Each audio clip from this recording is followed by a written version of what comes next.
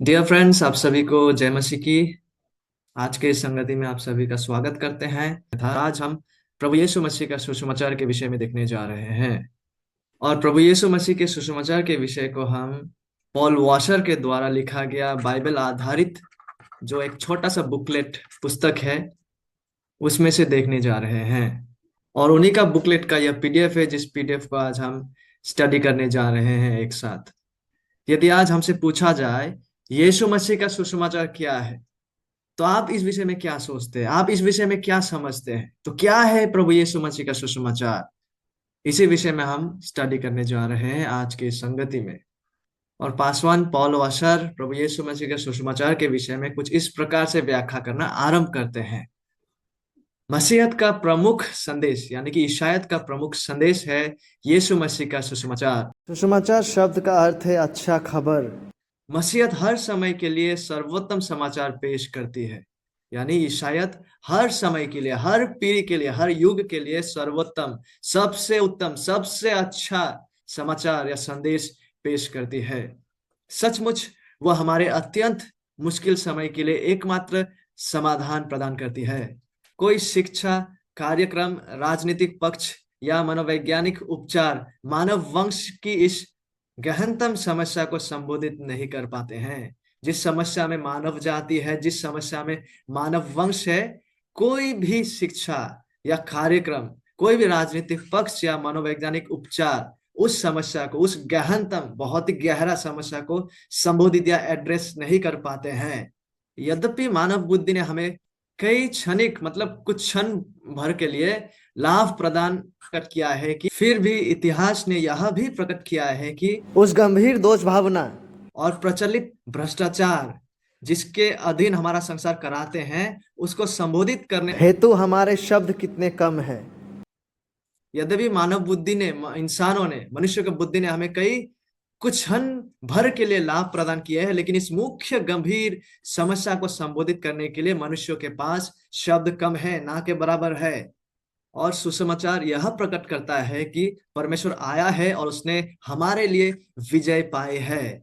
यह निश्चित रूप से सुसमाचार है, क्योंकि यह इस विषय में नहीं है कि हमने क्या किया है, हम मनुष्यों ने क्या किया है या हम क्या कर सकते हैं, यह इस विषय में नहीं है, परंतु परमेश्वर ने क्या किया है और वह अपने लोगों की ओर से क्या करेगा। सुसमाचार, अच्छा समाचार आशा रहित जगत में परमेश्वर के हस्तक्षेप की घोषणा करता है कि आशा रहित जगत में परमेश्वर ने हस्तक्षेप किए हैं। सुसमाचार यीशु मसीह के आगमन, यीशु मसीह के आने का खुश खबर, अच्छा खबर, उत्तम खबर की घोषणा करता है।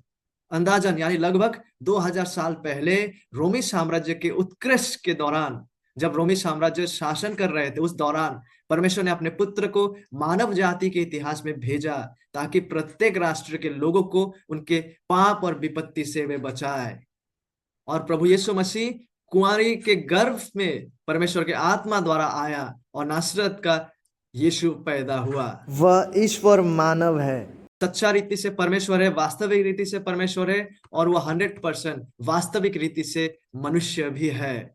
यीशु मसीह 100% परमेश्वर है और 100% वो मानव भी है। और यीशु पतित स्त्री और पुरुषों के पापों को उठाने के लिए और हमारे स्थान पर अपने जीवन बलिदान करने के लिए वो आए। उसकी मृत्यु ने, यीशु मसीह की मृत्यु ने पापियों के विरोध में परमेश्वर के न्याय की मांगों को संतुष्ट किया और उन्हें क्षमा करना धार्मिक परमेश्वर के लिए संभव बना दिया। इन महान सत्य को आगे चलकर इस छोटा सा पुस्तक में पासवान पॉल वाशर अधिक से व्याख्या करने जा रहे हैं, तो इसलिए कृपया बने रहिएगा। 3 दिनों बाद उसके पुनरुत्थान ने यह गवाही दी कि वह परमेश्वर का पुत्र है और परमेश्वर ने हमारे पाप के पूर्ण दंड के रूप में उसकी मृत्यु को स्वीकार कर लिया है। अब सब लोगों को पूर्ण क्षमा प्राप्त हो सकती है, उनका परमेश्वर से मेल हो सकता है और वे यीशु मसीह के व्यक्तित्व और कार्य में विश्वास के द्वारा अनंत जीवन प्राप्त कर सकते हैं। उद्धार के इस महान कार्य के द्वारा परमेश्वर ने हम पर यह प्रकट किया है कि वह कौन है। और अब कुछ क्षण लेकर पासवान पॉल वाशर परमेश्वर का चरित्र को व्याख्या करने जा रहे हैं। सुसमाचार को समझने के लिए हमें परमेश्वर के विषय में कुछ समझना है। परमेश्वर के गुणों के विषय में, उनके चरित्र के विषय में, उनके प्रकृति के विषय में। परमेश्वर हमारे आसपास की परमेश्वर कोई ऊर्जा नहीं है, वो कोई व्यक्तित्व रहित शक्ति या ऊर्जा नहीं है, परंतु व्यक्तिगत सृजनहार और सबका प्रभु वह है। बाइबल सिखाती है कि एकमात्र सच्चा परमेश्वर त्रिएक परमेश्वर के रूप में अस्तित्व में है। और वह परमेश्वर कौन है? त्रिएक परमेश्वर, पिता परमेश्वर, पुत्र परमेश्वर और पवित्र आत्मा परमेश्वर। और मत्ती के इन अध्याय और पदों में आप इस सच्चाई को देख पाएंगे। और त्रिएक परमेश्वर वे तीन भिन्न व्यक्ति हैं जिन्हें एक दूसरे से अलग पहचाना जा सकता है, और फिर भी अपने होने में, अपने एसेंस में वे एक है। तीन नहीं, वे व्यक्ति में तीन है, लेकिन अपने होने में वो एक है। व्यक्ति में तीन जिन्हें अलग अलग रूप से पहचाना जा सकता है, और फिर भी वे एक है। यूहन्ना 10:30-33 महान रहस्य है। और जिस प्रकार से बाइबल इस सच्चाई को हमारे सामने व्यक्त करते हैं, उसी रीति से, यद्यपि हम संपूर्णता में इस सच्चाई को नहीं समझेंगे, लेकिन जिस प्रकार से बाइबल हमें परमेश्वर के विषय में, त्रिएक परमेश्वर के विषय में व्याख्या करते हैं, हमें नम्रतापूर्वक उसे स्वीकारना है कि परमेश्वर व्यक्ति में तीन है, और साथ ही साथ वो होने में वो एक है।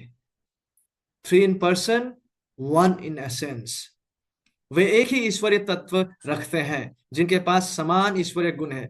परमेश्वर को अद्वितीय रूप से परमेश्वर बनाने वाले इन गुणों के कारण यदि पापियों का उद्धार होना है, तो परमेश्वर पाप के लिए बलिदान चाहते हैं। इसलिए मसीह की मृत्यु की जरूरत को समझने के लिए हमें इस त्रिएक परमेश्वर के चरित्र के विषय में और जानना होगा। और परमेश्वर के गुणों में से एक महत्वपूर्ण गुण यह है कि परमेश्वर प्रेम है। बाइबल हमें सिखाते हैं कि परमेश्वर प्रेम है, पहला यूहन्ना अध्याय 4:8। और उसका प्रेम उसे प्रेरित करता है कि वह मुक्त रूप से और निस्वार्थ रूप से खुद को दूसरे के लाभ या दूसरों के भलाई के लिए दे दे। यह समझना बहुत ही महत्वपूर्ण है कि परमेश्वर का प्रेम मात्र प्रवृत्ति है, उससे बहुत अधिक है। परमेश्वर का प्रेम केवल जो वो करते हैं या कुछ प्रवृत्ति या मात्र भावना, इमोशंस नहीं है, बल्कि उसका प्रेम उसका एक गुण है, उसका व्यक्तित्व या स्वभाव प्रेम है। परमेश्वर ना केवल प्रेम करता है, बल्कि वह प्रेम है। प्रेम जो कुछ है उसका वह तत्व है, और सारा सच्चा प्रेम उसके एकमात्र स्रोत के रूप में उसी से, परमेश्वर से ही प्रभावित होता है। और परमेश्वर के प्रेम से जुड़े हुए अन्य शब्द है, जैसे कि परोपकार, दया, अनुग्रह और धीरज। हम चाहे जो सोचे या सुने, बाइबल की गवाही यह है कि परमेश्वर प्रेम है। जैसे कि पहला यूहन्ना अध्याय 4:8 कहते हैं, वह जो प्रेम नहीं करता परमेश्वर को नहीं जानता, क्योंकि परमेश्वर प्रेम है। और भजन 103:8, निर्गमन 34 से, और भजन के इन अध्याय और पदों में आप यहोवा पाएंगे, दयालु और अनुग्रहकारी, विलंब से कोप करने वाला और अति करुणामय है। फिर भी यहोवा तुम पर अनुग्रह करने के लिए ठहरा रहता है और स्वर्ग में प्रतीक्षा करता है कि तुम पर दया करे, क्योंकि यहोवा न्याय परमेश्वर है। क्या ही धन्य है जो उसकी आस लगाए रहते हैं। यशायाह अध्याय 30:18। प्रत्येक अच्छी वस्तु और हर एक उत्तम दान तो ऊपर ही से है, जातियों के पिता वो बदलता नहीं और ना छाये के समान परिवर्तनशील है। याकूब अध्याय 1:17। और अब आगे पौल वाशर परमेश्वर के पवित्रता के विषय में व्याख्या करते हैं कि परमेश्वर पवित्र है। यशायाह अध्याय 6:3 में हम देख पाते हैं, और वे एक दूसरे से पुकार पुकार कर कह रहे थे, सेनाओं का यहोवा पवित्र पवित्र पवित्र है, सारी पृथ्वी उसके तब। पवित्र शब्द अलग किए जाने, चिन्हित करने या अलग रखने की कल्पना को निवेदन करते हैं। पवित्रता का दो महत्वपूर्ण अर्थ है। परमेश्वर पवित्र है, इसका सबसे पहला अर्थ यह है कि परमेश्वर संपूर्ण सृष्टि, समस्त सृष्टि के ऊपर है, और कि जो संपूर्ण सृष्टि है उससे ऊपर परमेश्वर है, और प्रत्येक सृष्टि प्राणी से संपूर्ण रूप से एब्सोल्युटली परमेश्वर अलग है। उनके वैभव के बावजूद पृथ्वी और स्वर्ग के अन्य सभी मात्र प्राणी है, और केवल परमेश्वर अकेला ही परमेश्वर है। वो अलग है, वो परम श्रेष्ठ है, वो अतुल्य है, उसको आप किसी सृष्टि के वस्तु के साथ तुलना नहीं कर सकते। और पवित्र शब्द का दूसरा अर्थ है कि परमेश्वर की पवित्रता का अर्थ है वो अपनी सृष्टि की नैतिक भ्रष्टता और जो कुछ भी अशुद्ध और पापमय है उन सब से परमेश्वर परे है। वह अलग किया हुआ है। परमेश्वर पाप नहीं कर सकता, पाप में आनंदित नहीं हो सकता, और पाप के साथ संगति नहीं कर सकता। और परमेश्वर के संबंध में पवित्र शब्द का दो अर्थों को हम यहाँ देख पा रहे हैं। पहला यह कि परमेश्वर भिन्न है, वो अलग है, वो बाकी सृष्टियों से सर्वश्रेष्ठ है। और दूसरा कि परमेश्वर सृष्टि की नैतिक भ्रष्टता और जो कुछ भी अशुद्ध और पाप में है उन सब से परे है। या अलग किया हुआ है, क्योंकि वो पाप नहीं कर सकता, क्योंकि परमेश्वर पाप में आनंदित नहीं हो सकते। पहले यूहन्ना अध्याय 1 पद 5 में लिखा हुआ है, वो सुसमाचार जो हमने उससे सुना है और तुमको सुनाते हैं वो यह है कि परमेश्वर ज्योति है और उसमें कुछ भी अंधकार नहीं। हबक्कुक अध्याय 1 पद 13, तेरी आंखें ऐसी शुद्ध है कि तू बुराई को देख नहीं सकता, फिर भी तू विश्वासघातियों पर क्यों दृष्टि करता और जब दुष्ट अपने से अधिक धरा है। याकूब अध्याय 1 पद 13, कोई भी व्यक्ति परीक्षा के समय यह ना कहे कि मेरी परीक्षा परमेश्वर की ओर से है, क्योंकि बुरी बातों से ना तो परमेश्वर की परीक्षा की जा सकती है और ना परमेश्वर स्वयं किसी की परीक्षा करता है। भजन अध्याय 5 पद 4, क्योंकि तू ऐसा ईश्वर नहीं जो दुष्टता से प्रसन्न होता हो, तुझ में कोई बुराई रह नहीं सकती। और आप जा रहे हैं कि परमेश्वर धर्मी है।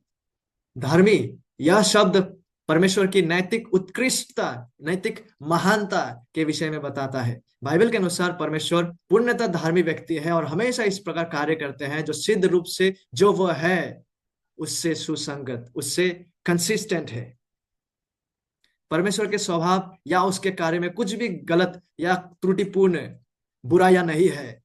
वह कभी ऐसा नहीं होगा या करेगा जो उसके विरोध में या उसे जस्टिफाई करे। परमेश्वर कभी भी ऐसा नहीं होंगे या ना कभी वो ऐसा कुछ करेंगे जो उसके विरोध में लगाए गए जो गलत आरोप हैं या गलत के आरोप है उसको जस्टिफाई करे या उसका समर्थन करे। परमेश्वर का कार्य, निर्णय और न्याय पूर्णतः सिद्ध है, परफेक्ट है। भजन अध्याय 11 पद 7 कहता है, यहोवा तो धर्मी है, वो धार्मिकता से प्रीति अपने पाएंगे। व्यवस्था विवरण अध्याय 32 पद 4, वो चट्टान है, उसका काम सिद्ध है, उसके सर्व मार्ग तो न्यायपूर्ण है। वो विश्वास योग्य परमेश्वर है, उसमें कुटिलता नहीं, वह धर्मी और खरा। परमेश्वर की धार्मिकता न केवल उसके चरित्र का वर्णन करती है बल्कि सृष्टि के साथ उसके रिश्ते का भी वर्णन करती है। विशेषत जो रिश्ता उसके मानव जाति के प्रति है। बाइबल के अनुसार परमेश्वर ने अपने सृष्टि के कार्य के द्वारा अपनी इच्छा सभी लोगों पर प्रकट की है। पहला, और परमेश्वर ने लोगों के विवेक के द्वारा भी अपनी इच्छा को प्रकट की, या दूसरा तरीके से उन्होंने जो है अपनी इच्छा को प्रकट की है सभी लोगों के सामने। और उसने खुद को अपने वचन में विशेषकर जो है बाइबल के द्वारा अत्यंत स्पष्ट रूप से प्रकट किया है। भजन अध्याय 19 पद 7 से लेकर 11, यह वो 3 प्रकार है जिसके द्वारा परमेश्वर ने अपनी इच्छा को प्रकट की है, जिसमें से एक विशेष प्रकाशन है जो कि भजन अध्याय 19 पद 7 से 11 है, जो कि पवित्र शास्त्र उनका वचन है। और सामान्य प्रकाशन जो है वो सृष्टि के कार्य के द्वारा और मनुष्य के विवेक के द्वारा। और परमेश्वर प्रत्येक व्यक्ति का उस मानक के अनुसार न्याय करेगा जो उन पर प्रकट किया गया है। जो ऐसा दिन आएगा जिसमें परमेश्वर न्याय और उचितता के कठोर मानक के अनुसार प्रत्येक का न्याय करेंगे। और परमेश्वर भलाई का प्रतिफल देगा और बुराई के लिए वह दंड देंगे। भजन अध्याय 9 पद 7 और 8, परंतु यहोवा सर्वदा विराट है, वह संसार का न्याय धार्मिकता से करेगा, वह जाति जाति का न्याय निष्पक्षता से करेगा। शबोपदेशक अध्याय 12 पद 14, क्योंकि परमेश्वर प्रत्येक काम और प्रत्येक गुप्त बात का चाहे वो भले ही हो या बुरी न्याय वो करेंगे। यिर्मयाह अध्याय 17 पद 10, मैं यहोवा हृदय की खोजबीन करता हूँ और मन को जांचता हूँ कि प्रत्येक को उसके चाल चलन के अनुसार और उसके कार्यों के अनुसार फल दूं। हमें हमेशा यह भी पहचानना है, जानना है, समझना है कि मनुष्य के विषय में परमेश्वर का जो न्याय है वो या बेबुनियाद क्रूरतापूर्ण नहीं होता, परंतु वह उसके धार्मिक चरित्र का परिणाम और उसके शासन का एक आवश्यक भाग है। जब परमेश्वर इस प्रकार से न्याय कर रहा होता है तो वह बेबुनियाद विषय नहीं है, वो क्रूरतापूर्ण नहीं होते हैं, परंतु है और उसके शासन का एक आवश्यक भाग है। इस विषय को जरा समझिए। जो परमेश्वर दुष्टता का न्याय करने से इनकार करेगा तो वह परमेश्वर प्रेमी, अच्छा या धार्मिक परमेश्वर नहीं हो सकता। वह अच्छा, प्रेमी और धार्मिक परमेश्वर नहीं होंगे। और जिस सृष्टि में दुष्टता पर नियंत्रण नहीं रखा गया और जिस सृष्टि दुष्टता के लिए उचित दंड नहीं दिया गया, तो वो सृष्टि जल्द ही खुद के विनाश का कारण बनेगी। क्या आपने कभी बाइबल का इस सच्चा, प्रेमी, धार्मिक और पवित्र परमेश्वर से मुलाकात की है?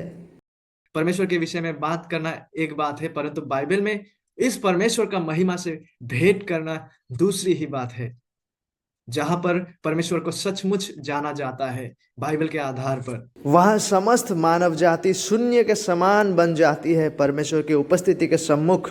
परमेश्वर के पवित्रता की कम से कम झलक भी हमें विनम्र बनाती है। और हमारी मौलिक प्राचीन दशा में जब परमेश्वर ने हमें बनाया था, भले हम उस समय निष्पाप सृजे गए थे, लेकिन तब भी हम मात्र उनके छवि प्रतिमाएं थे और सेवक थे, और तब भी परमेश्वर सर्वशक्तिमान था। लेकिन उसके विरोध में हमारे पाप की वजह से हम और भी अधिक नीचे, बहुत नीचे गिर गए हैं। अतः अब परमेश्वर के कुछ महत्वपूर्ण गुणों को व्याख्या करने के बाद पासवान पॉल वाशर मानव जाति का चरित्र को व्याख्या करने जा रहे हैं। और वो कहते हैं, सुसमाचार को समझने और उसकी सराहना करने हेतु हमें न केवल परमेश्वर के चरित्र के विषय में कुछ समझना है, बल्कि हमें हमारे खुद के विषय में भी कुछ समझना है। बाइबल को हम मनुष्य के विषय में जो कुछ कहना है वह खुशामद करने वाली या सुखद बात नहीं है, परंतु यथार्थ है। यानी जिस प्रकार से बाइबल पतित मनुष्यों का व्याख्या करता है वो बिल्कुल एक्यूरेट व्याख्या है। यद्यपि वो व्याख्या बहुत ही खुशामद या सुखद बात नहीं है, लेकिन बाइबल एक्यूरेटली सिद्ध तरीके से पतित मनुष्यों का व्याख्या करता है। और इसी विषय को हम अगले भाग में देखेंगे। तब तक के लिए बने रहिएगा। धन्यवाद।